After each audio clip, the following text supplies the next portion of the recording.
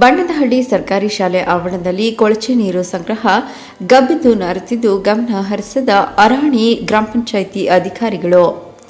ಗ್ರಾಮ ಪಂಚಾಯಿತಿ ಕಚೇರಿಗೆ ಬೀಗ ಜಡಿದು ತಕ್ಕ ಪಾಠ ಕಲಿಸುವುದಾಗಿ ಎಚ್ಚರಿಕೆ ನೀಡಿದ ಕರ್ನಾಟಕ ರಾಜ್ಯ ರೈತ ಸಂಘಟನೆ ತಾಲೂಕು ಅಧ್ಯಕ್ಷ ಸುರೇಶ್.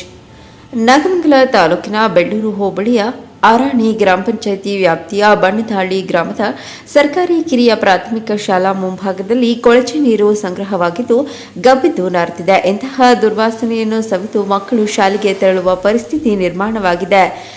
ಹಲವಾರು ಬಾರಿ ಗ್ರಾಮಸ್ಥರು ಮನವಿ ಮಾಡಿದರೂ ಸ್ವಚ್ಛತೆಗೆ ಗಮನ ಹರಿಸದೆ ಪಿಡಿಒ ಉದಾಸೀನತೆ ತೋರುತ್ತಿರುವುದನ್ನು ಖಂಡಿಸಿದ ರೈತ ಸಂಘಟನೆಯ ಅಧ್ಯಕ್ಷರು ಸುರೇಶ್, ಸ್ವಚ್ಛತೆಗೆ ಆದ್ಯತೆ ನೀಡದೇ ಇದ್ದಲ್ಲಿ ಗ್ರಾಮ ಪಂಚಾಯಿತಿ ಕಚೇರಿಗೆ ಬೀಗ ಜಡಿದು ಪ್ರತಿಭಟನೆ ನಡೆಸುವುದಾಗಿ ತಿಳಿಸಿದರು. ಕರ್ನಾಟಕ ರಾಜ್ಯ ರೈತ ಸಂಘ ಇವತ್ತು ನಾಗಮಂಗಲ ತಾಲೂಕು ಘಟಕದಿಂದ ಆರಣಿ ಗ್ರಾಮಕ್ಕೆ ಬರಬೇಕಾದ್ರೆ ಹಾಗೆ ಬಣ್ಣದಹಳ್ಳಿ ಒಂದು ಸರ್ಕಾರಿ ಶಾಲೆ ಏನೈತೆ ಅದನ್ನು ವಿಸಿಟ್ ಕೊಡೋಣ, ಈಗ ಶಾಲೆ ಆರಂಭವಾಗಿರೋದ್ರಿಂದ ವಿಸಿಟ್ ಕೊಡೋಣ ಅಂತ ಬಂದ್ವಿ.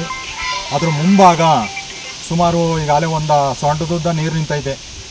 ಆ ನೀರಿಗೆ ಮಕ್ಕಳು ಈಗ ಅಲ್ಲಿ ಸೊಳ್ಳೆಗಳೆಲ್ಲ ಪಿತಿ ಅಂತಾವೆ. ಆ ಸೊಳ್ಳೆಗಳು ಈಗ ಆಲ್ರೆಡಿ ಸಾಂಕ್ರಾಮಿಕ ರೋಗ, ಮೋರಿ ಕ್ಲೀನ್ ಮಾಡಿಲ್ಲ, ರೋಗ ಆಡೋದ್ರಿಂದ ಆ ನೀರನ್ನು ಯಾವ ಕಡೆಗೂ ಡ್ರೈನೇಜಿಂದ ಹೊರಗಡೆ ಹೋಗೋಕ್ಕೆ ಯಾವುದೂ ವ್ಯವಸ್ಥೆ ಮಾಡಿಲ್ಲ. ಇಲ್ಲಿ ಸುಮಾರು ಈಗ ಆಲ್ರೆಡಿ ರೋಗ ಬಂದು ಜನಗಳು ಸಾಯ್ತಾ ಕೂತಾರೆ. ಇಂಥ ಪರಿಸ್ಥಿತಿಯಲ್ಲಿ ಪಂಚಾಯಿತಿಯ PDO ಅದೇನೋ ಕಣ್ಮುಚ್ಕೋತಿದಾರ ಕಣ, ಇಲ್ಲ PDO ಅಲ್ಲಿ ಊರ್ಬಿಟ್ಟು ಹೋಗೋಣ ಒಂದು ಗೊತ್ತಾಗ್ತಾ ಇಲ್ಲ. ಇದನ್ನು ಕೂಡಲೇ ಬಗೆಹರಿಸಲಿಲ್ಲ ಅಂತ ಹೇಳಿದರೆ ಮುಂದಿನ ದಿನದಲ್ಲಿ ಪಂಚಾಯಿತಿಗೆ ಬೀಗ ಹಾಕೋದ್ರ ಮುಖಾಂತರ ಎಚ್ಚರಿಕೆ ಕೊಡಬೇಕಾಗುತ್ತೆ. ಈ ನಿಟ್ಟಿನಲ್ಲಿ ಸರ್ಕಾರಕ್ಕೆ ಒಂದು ಈಗ ಆಲ್ರೆಡಿ ಮಾತಾಡಿದ್ದೀವಿ. ಈ ಕೂಡಲೇ ಇದನ್ನು ಕ್ಲಿಯರ್ ಮಾಡಬೇಕು. ಕ್ಲಿಯರ್ ಮಾಡಲಿಲ್ಲ ಅಂತ ಹೇಳಿದರೆ ಪಂಚಾಯಿತಿಗೆ ಬೀಗ ಹಾಕಬೇಕಾಗುತ್ತೆ ಅಂತ ಒಂದು ಎಚ್ಚರಿಕೆ ಕೊಡ್ತಾರೆ ರೈತ ಸಂಘದಿಂದ.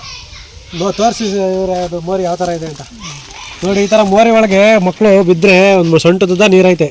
ಮಕ್ಕಳು ಬಿದ್ದರೆ ಯಾವ ಥರ. ತರುಣ್ ಕುಮಾರ್, ಚಾಮುಂಡಿ ನ್ಯೂಸ್, ಮಂಡ್ಯ ಜಿಲ್ಲೆ.